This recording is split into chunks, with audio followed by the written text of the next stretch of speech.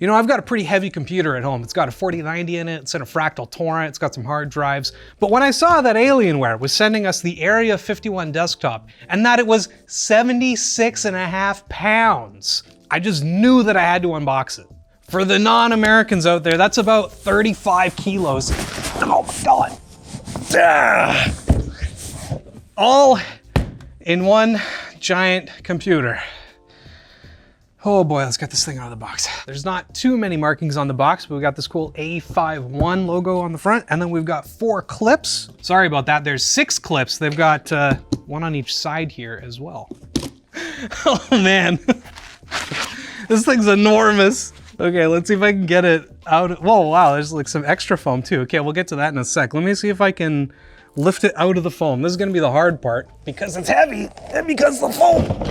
Ah!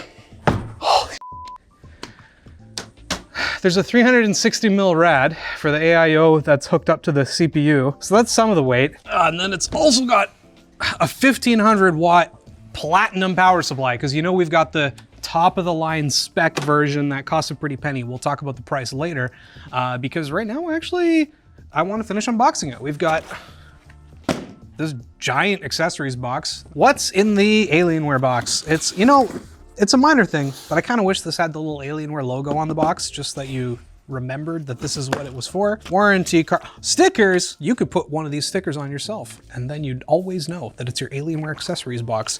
As for cables, this looks like, oh no. You guys put a nice 1500 watt platinum power supply in, and I know that this cable's fine. I get it. It is perfectly adequate, but there's something about it when you put it into this configuration where it's all slim and flimsy that it just doesn't feel as strong as like a big, thick C13 power cable. What else we got? We got a mouse, little freebie cheap mouse. That'll get you gaming. If you don't have a mouse already, they're fine. And then it looks like this is our Wi-Fi puck. So we got little antenna adapters here. We got the puck there. Stick it in the back, pop it on top, you're good to go. And then, I bet you it's a keyboard. Please, please, please, please, please. It is! So to pair with your free mouse, you get a free keyboard. It's membrane, it's fine, it was free.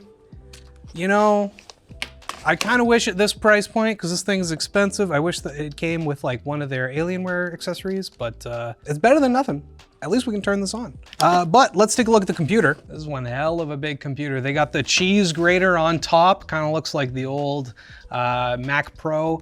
And then there's actually an absolute ton of I/O. On the front, we've got 2 USB-A ports, 2 USB Type-C, a dedicated headphone and dedicated mic jack as well. And that's just on the front or top I/O. On the back, it's funny because this is a proprietary Dell motherboard, and we'll talk about that more later, but it's actually really beefy. We've got 2 Thunderbolt 4 ports, 2 USB-C ports, and then 6 more USB Type-A at various speeds. We'll put those on screen for you. And then we've got SPDIF, good old SPDIF, line in and out, and then LAN. I think it's 2.5 gig LAN as well. I really like the cool Area-51 designation along with the model ID. It does look, admittedly, pretty empty. I think that's just because I'm not used to seeing like 4 essentially USB Type-C ports. We'd have probably HDMI. Oh, that's what's missing. Oh, there's no HDMI or display port. So, I mean, we have an Intel 285K, not the KF, so it should have integrated graphics. Alienware. Include my HDMI or DisplayPort port so that I can get video out of my CPU that has onboard dedicated graphics, please. It's a minor complaint, but it's a complaint. And then we've got a full fat 5090 in here. So we've got 3 DP 2.1 ports, should be UHBR20 with DP 2.1B, and then we've got 1 HDMI 2.1 port. And then I actually missed our Wi-Fi antennas because they're all the way down here instead of integrated directly into the motherboard. There's probably some kind of like daughter board down here. We'll take a look later, but that's where you plug your Wi-Fi in. Very nice. Yo, and then there's some kind of, okay, this is really, you probably have to undo the screw first to make this turn. But it looks like once you undo that screw, you can like, there's also a little lock here, and there's these guys too. I don't know what those are. I just got really excited about them after seeing the rest of the I/O. All right, but next up, let's take the foam out, take the peel out. We got a GPU thing that we got to take out after shipment. How do we, all right, that just rips out of here. I want to open this lock. I really want to know what this lock does, so I'm gonna unscrew it. As much as they might try to make it toolless, and they do a good job in some cases, it's clearly not. Okay, that worked. Fully toolless, because I needed, oh, that was cool. That scared the hell out of me. I thought for sure these were just gonna like fall off, but they don't. So when you do that, don't worry about it. They just come out, and then you just pull it off like that. That was great. Thanks, Alienware. That was actually really cool. No problem. You guys are gonna love this or hate this, I don't know.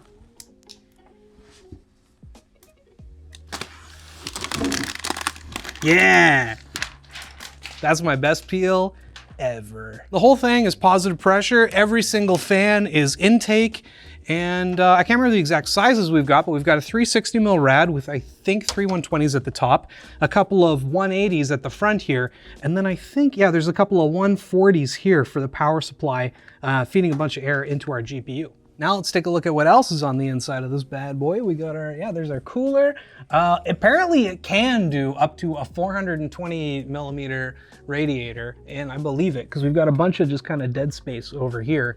And then as for the rest of our system, we've got this crazy overbuilt anti-sag bracket, but I mean, it makes sense. Dell Alienware is sending this to people who they don't think are ever gonna take this thing apart, as evidenced in our latest secret shopper, and so I can understand why they don't want you to touch the graphics card. They want this thing to arrive in one piece with 0 issues, so they don't have to fix anything after the fact. Other than that, we've only got 2 slots in our motherboard for our DDR5 memory. It is running at like 6400 megatransfer, which is good. But the cast latency is like 44 or 46, which is bad. But we'll talk more about that later. Underneath here, we've got our Intel Core Ultra 285K. I know AMD's kind of king of the scene right now, but the reality is at 4K with a 5090, a 285K will do you well enough. It's not CPU bound, so it should be fine. And then as for the rest of the case, I kind of wish they routed this power a little differently. Maybe go down and under. I don't know, maybe go over through here so it's with the rest of the cables instead of down through the brace.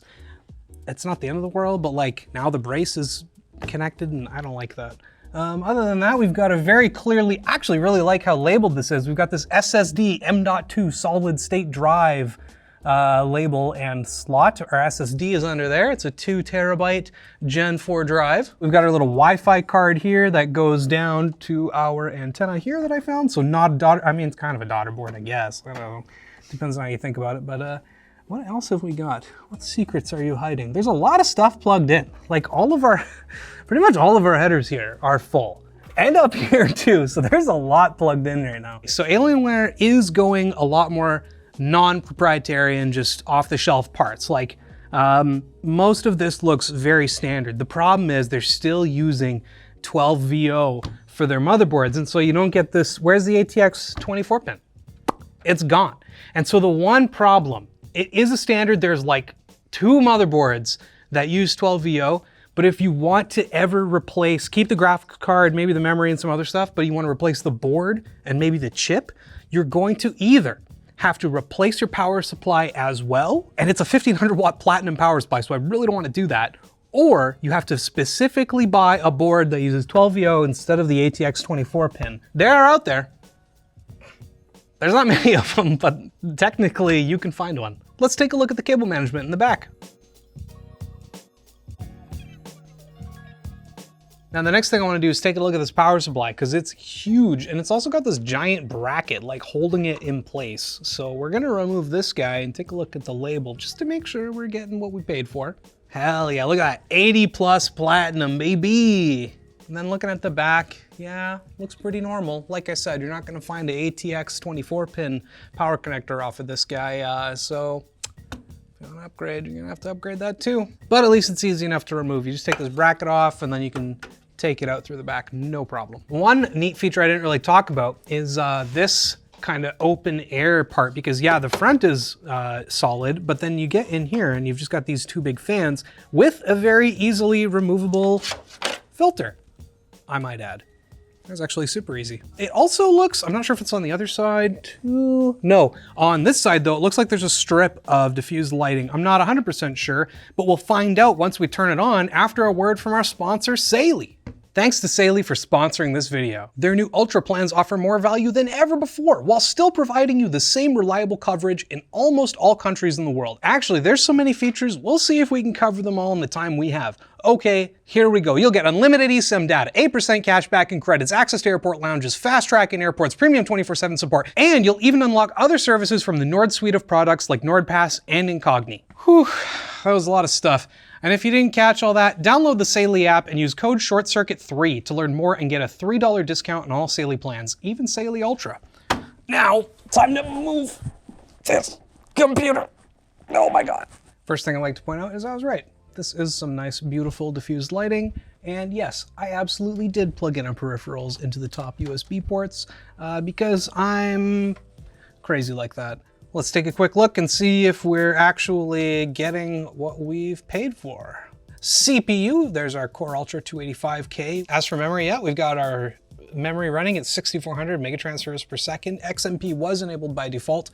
However, there are a couple issues. One, REBAR, or resizable bar, was not enabled by default. And if you reset your computer, like a full wipe on the motherboard, you're going to also not have it enabled because it's not on by default. So we're going to enable it because it's not going to care about it in too many games, but in the ones that it does care about, you're going to look at like a 10 to maybe even 15 or 20% performance decrease. So definitely make sure to turn that on. And then, okay, what else do we want to, oh, add or remove programs. They've got, they're pretty typical like Alienware Command Center. I'm not gonna fault them for that, that's fine. And while we've already uninstalled it, it did come with McAfee. So, there's not a lot that I will highly recommend that you just uninstall and rip out of your computer as soon as it shows up, but McAfee is probably like the top, like #1 program to just absolutely get rid of. I'm part of the Adams family. I've got a 4090 at home. It's a great card.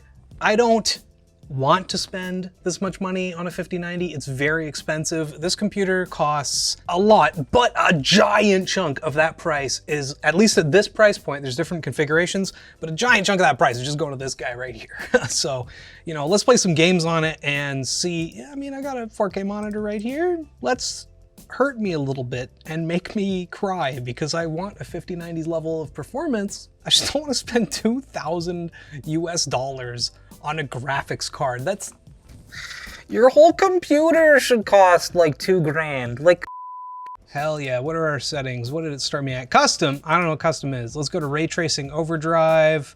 Sure, DLSS, transformer model. I don't want to go to auto, I want to go to quality. That's good enough for me.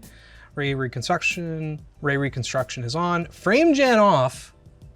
I don't like it. I don't like frame gen. But all the RT stuff, except I'm not gonna turn on, actually, no, 5090, let's turn on path tracing. Why not? We've only got 80 field of view. Motion blur, always off. Oh, baby. The sub 60 frames a second. It's like 53, 55.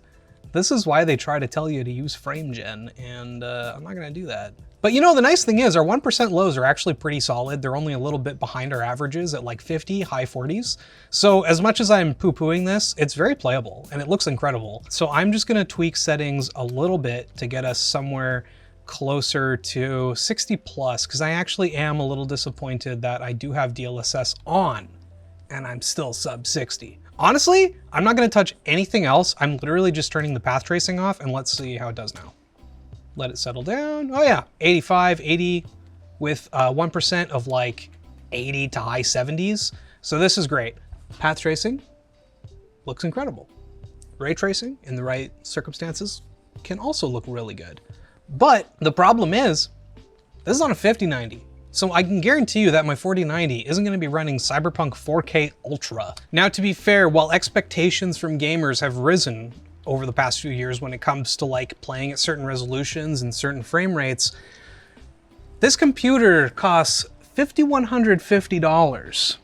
And so, in my opinion, if you're paying over $5,000 for your computer, with about $2,000 of that, at least, going to your graphics card, I think those expectations are a little fair. And then on top of all of that, because you're also getting like 2 terabytes of storage and some decent amount of RAM, you've got a pretty cool case. Like, it's enormous.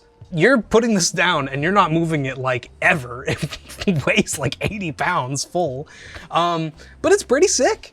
I really like the tempered glass side panel. I like how easy it was to take the panels off. I really love this diffuse lighting. Is it on the other side?